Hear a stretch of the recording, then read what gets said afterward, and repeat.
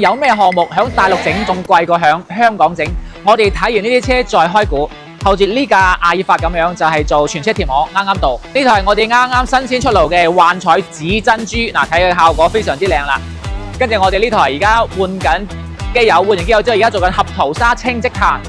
好，咁我哋呢架本田呢就係響度做緊嘅全車隔音，而家響度搞緊啦，全車隔音，你睇下啦。啱啱到，而家準備拍片。你而家拍緊片啊？係啊，而家拍緊片。